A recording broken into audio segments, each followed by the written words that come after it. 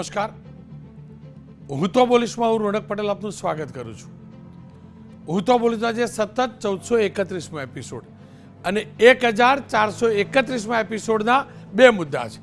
પહેલો મુદ્દો છે કૌભાંડની આગ ક્વેશ્ચન માર્ક છે, પણ હું ગેરંટીથી કહું છું આ જ કાર્યક્રમ દરમિયાન કાર્યક્રમ પૂરો થશે ને ત્યાં સુધી એક ક્વેશ્ચન માર્ક હટી જશે. કેવી રીતે હટવાનું છે, ક્યાં કૌભાંડ થયું છે તેની ચર્ચા કરીશું. પણ બીજો મુદ્દો છે જીવલેણ રીલ બનાવવાની ઘેલછા આપણા 3 યુવકો માટે કેવી રીતે જીવલેણ સાબિત થઈ છે. 2 યુવકોના જીવ લેવાઈ ચૂક્યા છે અને એકની શોધખોળ ચાલુ છે. એ રીલ કેટલું ઘાતક સાબિત થાય છે, આ સોશિયલ મીડિયા નિરંકુશ થઈ અને કેટલું ઘાતક સાબિત થાય છે તેની ચર્ચા કરવી છે. પણ શરૂઆત કરું કૌભાંડની આગ સવાલ સાથેના મુદ્દાથી.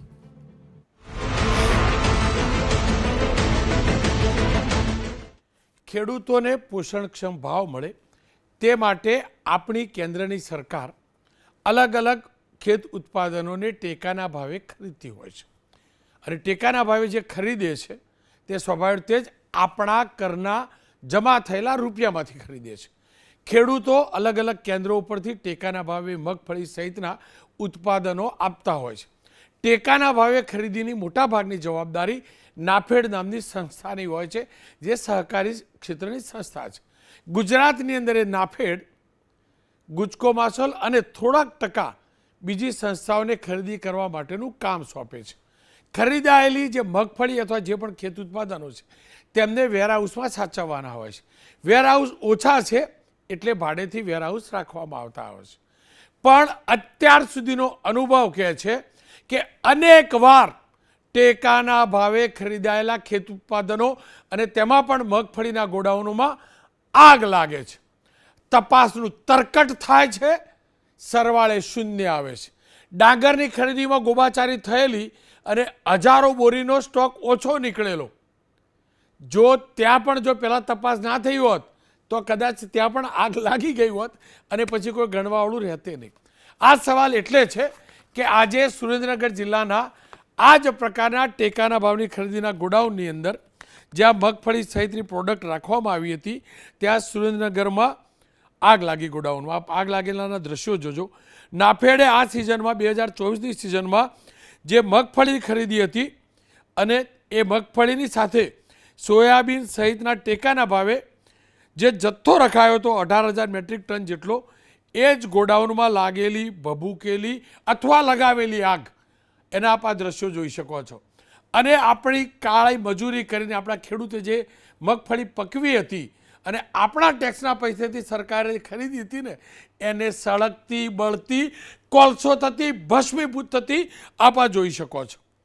પ્રાથમિક અંદાજ પ્રમાણે 25,556 બોરી મગફળીની બળીને ખાક થઈ ગઈ છે.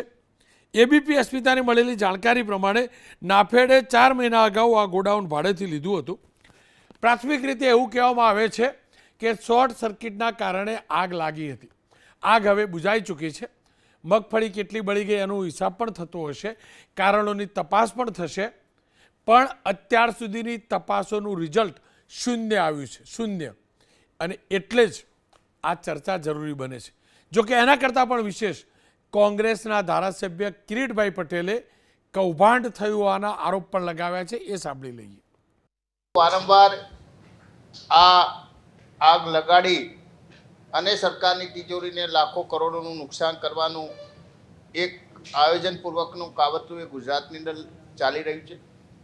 ભૂતકાળની અંદર જે બનાવો બન્યા એની અંદર સરકારે જો સાચી તપાસ કરી હોત અને ખરેખર આ કૌભાંડની અંદર જે સંડોવાયેલા જે આરોપી હતા, જે લોકો હતા, એમને જેલના હવાલે કર્યા હોત તો કદાચ આ બનાવ ના બન્યો હોય. કેમ બનાવો બને છે આવા? અકસ્માતે આગ લાગે માની શકાય, પણ સવાલ એ છે ક્યારે તમે સાંભળ્યું આટલી ઓઇલ મિલો છે મગફળીની, સોયાબીનની, બધાની, પણ ક્યારે મિલમાં રાખેલા સ્ટોકમાં આગ લાગ્યો? જવલ્લે જ આવું કદાચ સાંભળવા મળતું હશે. પણ સરકારી ગોડાઉનમાં જ આગ કેમ? દાળમાં કંઈક કાળું છે કે આખી દાળ કાળી છે? હિતેન્દ્રભાઈ પણ મારી સાથે જોડાયા છે. હિતેન્દ્રભાઈ, આગ લાગવાનું કારણ શું? સ્પષ્ટ આરોપ કોંગ્રેસનો છે. મેં ક્વેશ્ચન માર્ક માર્યું છે. અનુભવ શું કહે છે? આગ લગાવવામાં આવે છે કે આગ લાગે છે? રોનકભાઈ, આ ડાંગરની, મગફળીની, સોયાબીનની, ઘઉંની, રાયડાની ખરીદીની જે આખી પ્રક્રિયા છે તમે બહુ સરસ રીતે સમજાવી દીધી છે. તમે એ પણ કીધું કે કેન્દ્રની સરકાર અને રાજ્ય સરકાર ખેડૂતોના હિતમાં ખૂબ મોટી ખરીદી સારા ભાવથી કરી રહી છે. ચાલુ સાલે પણ ગુજરાતમાંથી સમગ્ર દેશમાં સૌથી વધારે 12.25 લાખ મેટ્રિક ટન મગફળીની ખરીદી કરવામાં આવી છે. આ ખરીદીને કારણે 50 લાખ ટન મેટ્રિક ટનનું ઉત્પાદન હતું, એમાંથી 25% રાજ્ય સરકારના ગોડાઉનમાં, કેન્દ્ર સરકારના ગોડાઉનમાં ગઈ. એટલે માંગ અને પુરવઠાની પરિસ્થિતિને આધારે સરેરાશ ખેડૂતોને 200-250 રૂપિયા જેટલો ભાવ વધારો પ્રતિ 20 કિલોએ મળ્યો છે. આ આખી ખરીદી એક આખી સિસ્ટમથી એડવાન્સમાં ભાવ નક્કી કરવાના, પછી એનું ઓનલાઈન રજિસ્ટ્રેશન કરવાનું, પછી ખરીદ એજન્સી અને મેસેજ કરીને બોલાવે અને ત્યાં ખરીદ એજન્સીનો ગુણવત્તાવાળો સેમ્પલ લઈ, એ ભેજ હોય, એની તેલની ટકાવારી હોય કે કચરો, આ બધું ચેક કરી અને સેમ્પલ પાસ કરીને ગોડાઉનમાંથી એ મગફળી ખરીદી અને પછી વેરહાઉસમાં મોકલે છે. વેરહાઉસમાં પણ જે કેન્દ્ર સરકારની એજન્સી છે એના જે ટેસ્ટિંગવાળા છે, ટેસ્ટિંગ કરી અને એ માલ ત્યાં ગોડાઉનમાં લે છે. એટલે 2 વાર ટેસ્ટ થાય છે. અહીંયા ગુજરાત સરકારે જે પ્રમાણે 12.5 લાખ ટન મગફળીની ખરીદી કરાવી, કેન્દ્ર સરકારે નાફેડ અને NCCFને કામ આપ્યું હતું. મોટાભાગનું કામ નાફેડ પાસે હતું અને ગુજકો માસલ જેવી એજન્સીએ, જેનો ખૂબ લાંબો અનુભવ પણ છે અને ભૂતકાળમાં સફળતાપૂર્વક આ કામ કર્યું પણ છે, અને એટલે ચાલુ સાલે પણ સમય મર્યાદામાં અને એના પૈસા પણ સમય મર્યાદામાં મળી જાય એવું એક ઐતિહાસિક કામ કર્યું છે. અહીંયા થાનમાં, સુરેન્દ્રનગરમાં જે આગની ઘટના બની છે, તો 12 લાખ અને 19,000 મેટ્રિક ટનની ખરીદીમાંથી અહીંયા 25,000 બોરી એટલે 87-88 મેટ્રિક ટન આ મગફળીનું નુકસાન થયું છે. નુકસાનમાં ગુજરાત સરકારે આ ખરીદીનું કામ પૂરું કર્યું છે. ગુજકો માસોલે એ પેમેન્ટ પણ કરી દેવડાયું છે. એ માલ એને નાફેડને સોંપી દીધો છે. એ રાજ્ય સરકારના અને કેન્દ્ર સરકારના વેરહાઉસમાં એ માલ ત્યાં પડી ગયો છે. એ માલની ક્વોલિટી કંટ્રોલ ચેક કરીને સ્વીકૃતિ થઈ ગઈ છે અને એ ગોડાઉનનો એનો વીમો પણ હોય છે. આગનું કારણ શું એ કહી દો. 12 લાખ ટનમાંથી આગ લગાવવામાં આવી કે આગ લાગી? લાગે અને હજુ કોઈ પણ કારણ આગ લગાવવામાં આવી કે લાગી? તમને શું લાગે? એટલે એ જ કહું છું. અત્યારે રોનકભાઈ, હું ઘણીવાર જોતો આવું છું, અત્યારે આપણી પ્રાથમિકતા એ આગ બુઝાવવાની. ના, મારી પ્રાથમિકતા નથી. ના ના ના ના ના ના ના, સાંભળો, આગ બુઝાવવાળા બુઝાવશે. આપણે જેમને લગાડી અથવા લાગી એનું કારણની ચર્ચા કરવી, આપણે એની ચર્ચા કરવી. તમે શું માનો છો? આગ લાગી કે કરવાનો લગાડવાનો વિષય છે ને. ત્યાં તંત્રના, જિલ્લાના કલેક્ટર, ડીએસપી, ડીડીઓ, પુરવઠા નિગમના અધિકારીઓ, ગુજકો માસોલના અધિકારીઓ, નાફેડના અધિકારીઓ, બધા લોકો ત્યાં હાજર છે. પણ એ કરશે. એટલે અત્યારે એક કામ છે, એમાં સહયોગ આપશે. નહીં, આપણે અંદર તો આપણે જવાશે સહયોગ નહીં ને આપવાનો. રોનકભાઈ, અંદર તો જવાશે નહીં ને. નહીં, આપણે ક્યાં સહયોગ આપવાનો છે? નહીં, પણ આપણે પણ જેને નહીં, નહીં, એ તો કરવાનું કરશે છે બધું. મને એટલું કહો, આગ લાગે છે કે લગાડાય છે? સડકતા ગોડા આગ લાગે છે કે લગાડાય છે? મારો સવાલ એટલો જ છે. રોનકભાઈ, હું question mark રાખું, કાઢી લઉં. રોનકભાઈ, નહીં રોનકભાઈ, એક મિનિટ.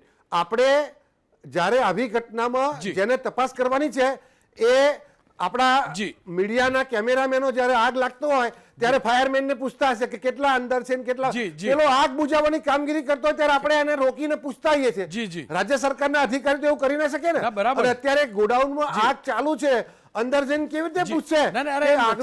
મોટાભાઈ અધિકારી નથી પૂછતો હું, અથવા માનવ સર્જિત છે. મારા હિતેન્દ્રભાઈ, મોટાભાઈ, ઓ મોટાભાઈ, હું તો તમને પૂછું, કેમ પૂછ્યું એનું કારણ બતાવી દઉં.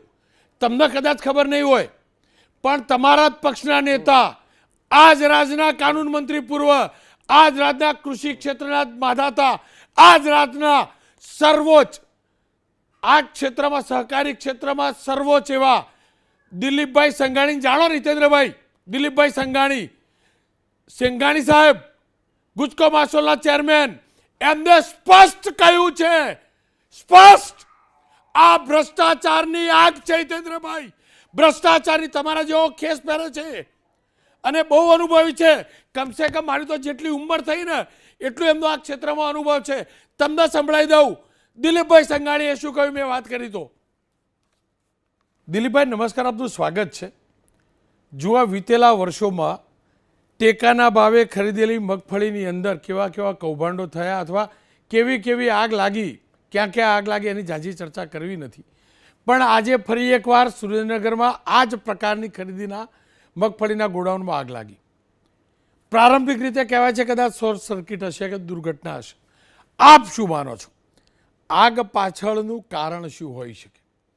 શું આ એક દુર્ઘટના માત્ર હોય છે કે પછી કૌભાંડ હોય છે? અને જો કૌભાંડ હોય તો તે પાછળ જવાબદાર કોણ? મને લાગે છે કે આવી આગ લાગે ત્યારે સરકાર તપાસ સમિતિ, ઉચ્ચ કક્ષાની સમિતિ, આવા અનેક તપાસ પંચો ભૂતકાળમાં નિમાણા. તપાસ પંચ પછી અંત સુધી કોણ જવાબદાર હતું અને કોને કેટલી સજા થઈ એ રેકર્ડ તપાસીશું તો આજ દિવસ સુધી કોઈ આવી આગના તપાસના રિપોર્ટના આધારે કોઈને સજા થઈ હોય, કોઈ વ્યક્તિ, અધિકારી કે આ સાથે સંકળાયેલા કોઈ લોકોને કોર્ટમાં જવું પડ્યું હોય, એવા કિસ્સાઓ આપણા ધ્યાનમાં નથી. એના કારણે આવી પ્રવૃત્તિ કરનારાઓને પ્રોત્સાહન, બળ અને તાકાત મળે છે. એ અટકાવવા માટે કમસે કમ આ આગમાં પૂર્ણ તપાસ થાય. કારણ કે સામાન્ય રીતે આગ લાગે એટલે ખરીદનાર સંસ્થા, સાચવનાર સંસ્થા કે સૌથી મોટી સંસ્થા હોય એના ઉપર લોકોની નજર પડે છે. ભૂતકાળમાં અને અત્યારે પણ જે ગોડાઉનોમાં આગ લાગે છે, જેમના માલિકાના ગોડાઉનો છે, અને એ ગોડાઉનમાં જ્યારે ખરીદી કૃષિ જણસ જાય ત્યારે જેટલો માલ રાખ્યો હોય, જેટલી ગુણી રાખી હોય, જેટલું વજન રાખ્યું હોય, એ સાચવવાની જવાબદારી એ ગોડાઉનના માલિકોની હોય છે. અંદર કોઈ જીવાત ન લાગી જાયથી માંડીને આગ ન લાગે ત્યાં સુધીની જવાબદારી, અને એનું ભાડું એને આપવામાં આવે છે. અને ગોડાઉનમાં બે તરફી કૌભાંડો હાલે છે. એક તો એપીએમસીમાંથી ખરીદીને સહકારી સંસ્થા ટ્રક મારફત ગોડાઉનમાં મોકલે અને મોકલ્યા પછી છેલ્લે 2 દિવસ પછી તમારી મગફળી કે ઘઉં કે જે કોઈ જણસ હોય એ આટલું આવ્યું નહોતું, ડ્રાઈવર મૂકવા ગયો હોય છે, પોટ લીધી ન હોય, એના કારણે કાલ પોટ લઈ જાજો, 100 ગુણી મૂકી પછી કે તમારી 98 જ આવી છે. આવા કિસ્સાઓ ચાલુમાં પણ ઘણાની ફરિયાદો મળી છે. ભૂતકાળમાં પણ પાવતી હોય અને ગોડાઉનવાળાએ કીધું છે કે તમારી મગફળી, ખેડૂતે કે તમારી મંડળીની મગફળી જ નથી આવી, એને બારોબાર વેચી નાખતા હોય. આવા ગોડાઉનના માલિકો મેઇન જવાબદાર છે કે એને આની સાચવણી કેમ ન કરી. તમે ભાડું આપવામાં આવે છે, આવી રાષ્ટ્રીય સંપત્તિની આ રીતે જલાવીને જે નુકસાન કરતા હોય એને કડકમાં કડક સજા થાય, ક્યાં સુધી તપાસ થવી જોઈએ એ મારી બહુ સ્પષ્ટ માગણી છે. એને ઘેરો જેટલો વ્યાપક આપો, ખરીદનારની ઉપર આપે, વેચનારની ઉપર આપે, સંસ્થાઓ પર આપે, પણ સેન્ટર આઈડિયા હું કહું છું કે જવાબદારી ગોડાઉનના માલિકોની છે અને એના ઉપર જ ટાર્ગેટ બનાવી નીકળશે. એમાં સંકળાયેલા અધિકારીઓને કડકાઈથી તપાસશે તો આમાં કોણ સંડોવાયેલું છે એ બહાર આવશે. દિલીપભાઈ, આગ જે લાગે છે તેની તપાસ કરનારી એજન્સી અથવા તપાસ સાથે જોડાયેલા લોકો સરકાર સાથે જોડાયેલા પણ હોય છે. તો શું કારણ, આપ જેમ કહી રહ્યા છો તેમ તલસ્પર્શી તપાસ નથી થતી? કોને રસ હોય છે કે તલસ્પર્શી તપાસ ન થાય અને સચ્ચાઈ સામે ના આવે? આપ શું કહેવા માંગો છો? આ બધી જે આગ લાગે છે, ટેકાના ભાવે મગફળી અથવા જે પણ પ્રોડક્ટ ખરીદાય અને એના ગોડાઉનમાં જે આગ લાગે છે, તે આગ અકસ્માત માત્ર હોય છે કે કૌભાંડ, ભ્રષ્ટાચારના કૌભાંડના કારણે આગ લાગે છે? એને છુપાવવા માટે આગ લગાડવામાં આવે છે. ભૂતકાળમાં જ્યારે આવી આગો લાગી ત્યારે આઈપીએસ અને આઈએસ, કારણ કે હું મંત્રીમંડળમાંથી તાજો નીકળેલો હતો, મારા સંબંધો હતા, મેં એમને ડાયરેક્ટ પૂછ્યું છે. મેં કીધું તમે શું અધિકારી હિસાબ સારી હતી અને આવું કેમ? કે મેં તો ફલાણા સુધીનો ક્લિયર કટ રિપોર્ટ કર્યો તો અમને ઉપરથી સૂચના આવી કે આમાં ક્યાંય આગળ વધવાનું નથી. કોના તરફથી ઉપરથી આવી, કેમ આવી, એ વિશે મેં કશું કીધું નથી. એવી રીતે આગ લાગવામાં મેં પૂછ્યું હતું ત્યારે કીધું અમે કોણ આગ લગાડનાર છે ત્યાં સુધી પહોંચવાના હતા, તો અમારી પાસેથી તપાસ લઈને બીજી સંસ્થાને સોંપીને એને પણ સૂચના સાથે કે આ રિપોર્ટને ગોટે વાળવો છે. આ કોણ હતા, શા માટે, કોને બચાવ્યા, આ પ્રવૃત્તિ ભૂતકાળમાં થઈ છે, આ વખતે આવી પ્રવૃત્તિ ન થાય અને જે આગ લગાવવામાં જેનો હાથ હોય એને અમે કડકાઈપૂર્વક પગલાં લેવાય. કારણ કે અંદર માલ કાં તો બોગસ ગયો હોય, 2 નંબરી ગયો હોય, કાં ઘટ્યો હોય, કાં વેચી નાખ્યો હોય, એટલે માલ પૂરતો આપી ન કેમ હોય ત્યારે આવા આગના બનાવ કે સળગી ગયું, એટલે કૌભાંડ સિવાય આગ લાગે જ નહીં. હિતેન્દ્રભાઈ, દિલીપભાઈ તો મારા તમારા કરતાં વધુ જાણકાર ને હિતેન્દ્રભાઈ, હવે શું કહું મૂકો?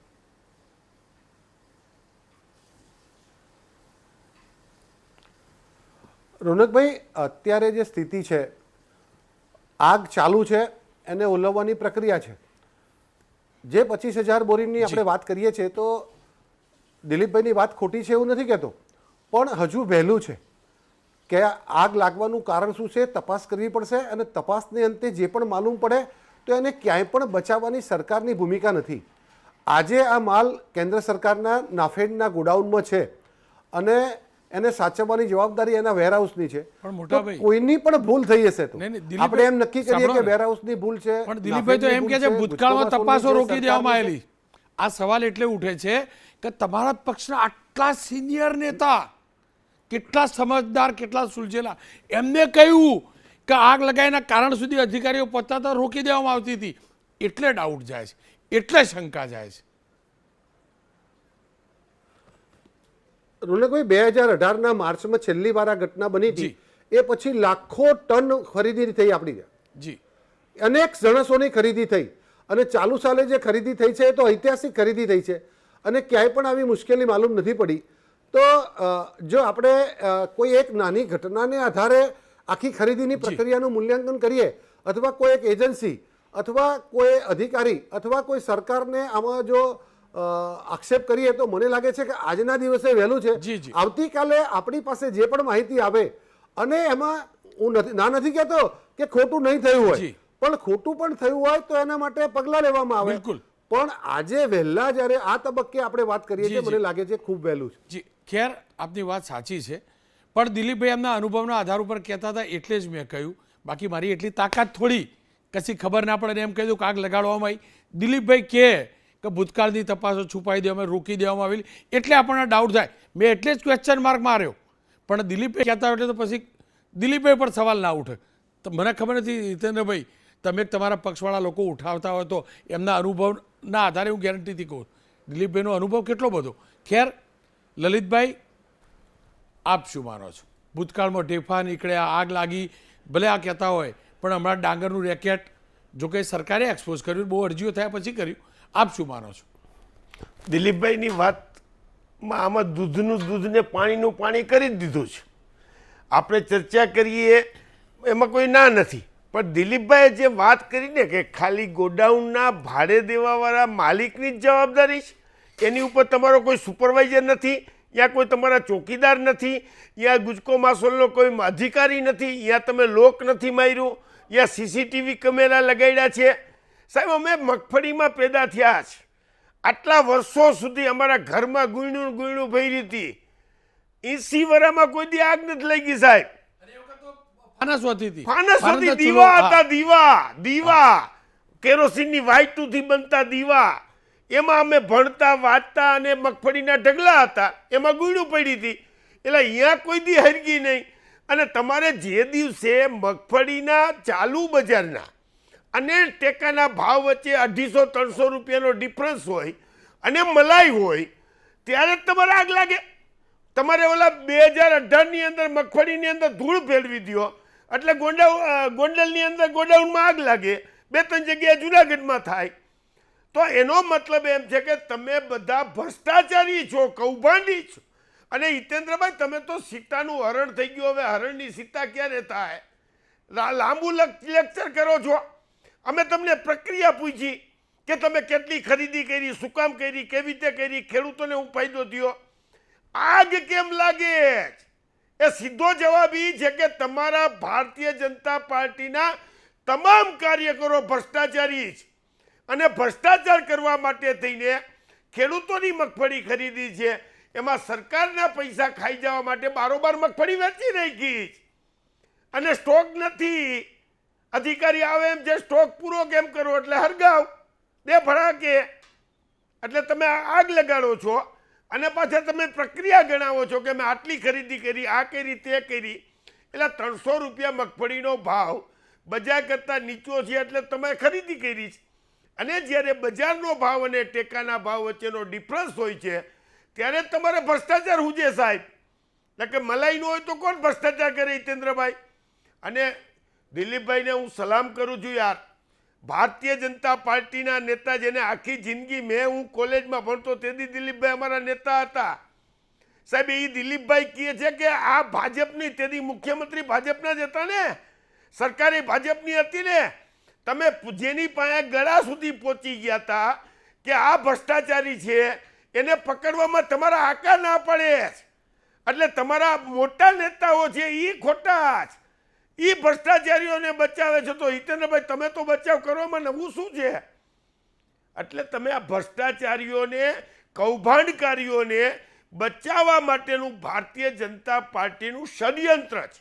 આજે તમને હું હિતેન્દ્રભાઈ, તમે મેં એક ટીવીમાં સાંભળ્યા હતા, કયો અત્યાર સુધીમાં ગોંડલની અંદર જેથી આગ લાગી હતી એમાંથી કોણ જેલમાં છે? ઓલી મગફળીની અંદર ઢેફા 30 કિલોની અંદર 15 કિલો ઢેફા નીકળ્યા હતા, એમાંથી કોણ જેલમાં છે?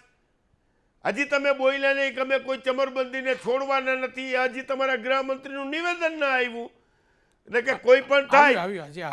આવ્યું તમે આવ્યું કાકા, સાંભળતા જ નહીં હોય તમે. હર્ષભાઈએ કહ્યું પાછું એમ કોઈને નહીં છોડ્યા, તપાસ મુકાશે. કોઈ ચમરબંધીને છોડવાનું નથી. ને ઉંદેડાને જો પકડે તો હર્ષભાઈ મારા મિત્ર છે, એને કહેજો કે હજી સુધી તમે કોઈને પકડ્યા? ગોંડલમાં ક્યાં ગોંડલના કૌભાંડકારીઓ કોઈ છે જેલમાં? તમારે કોઈને પકડવા નથી ને. આ ભ્રષ્ટાચારીઓ, કૌભાંડકારીઓ જે આવી આગ લગાડે છે એને પ્રોત્સાહન મળે છે. દિલીપભાઈ બહુ સાચી વાત કરી છે. એક જણો જેલમાં હોય સાહેબ, એક જણો, એક અધિકારી. કોઈની હિંમત છે, કોઈની તાકાત છે કે આવા ખોટા કૌભાંડો કરે? તમે પોષો છો, તમે એને મોટા કરો છો, કારણ કે તમારા જ.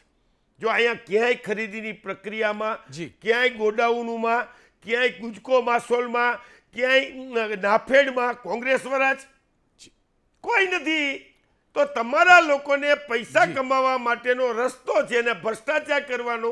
તમે રોનકભાઈને પ્રોત્સાહન આપે છે. આ દિલીપભાઈને હું હજી સલામ કરું છું કે ભારતીય જનતા પાર્ટીના નેતા હોવા છતાંય ખેડૂતના દીકરા તરીકે મર્દાનગીરીથી સાચી વાત કરી છે અને સલામ છે સાહેબ. ખેર, આપ બંનેનો ખૂબ ખૂબ આભાર. હિતેન્દ્રભાઈ, આપનો પણ આભાર. આપ પણ તો ખેડૂતના દીકરા છો હિતેન્દ્રભાઈ. ક્યાંક દિલીપભાઈએ જે કહ્યું ને એ રીતે કમસે કમ આ કેસની તપાસ કોઈ વચ્ચેથી રોકી ના દે ને, એટલું ખાલી ધ્યાન રાખજો. બાકી એ રાખશો ને તો પેલું પાછું ક્વેશ્ચન માર્ક જોડી દો. પણ હાલ એક ક્વેશ્ચન માર્ક એટલે હટાવું છું કે લલિતભાઈ, હિતેન્દ્રભાઈ અને રોનક પટેલ, આ ત્રણેયના ટોટલ કરતાં વધુ અનુભવ દિલીપભાઈ સંઘાણીનો છે. અને દિલીપભાઈ સંઘાણી કહેતા હોય કમસે કમ આ ક્ષેત્રમાં એટલે પથ્થરની લકીર હોય જ.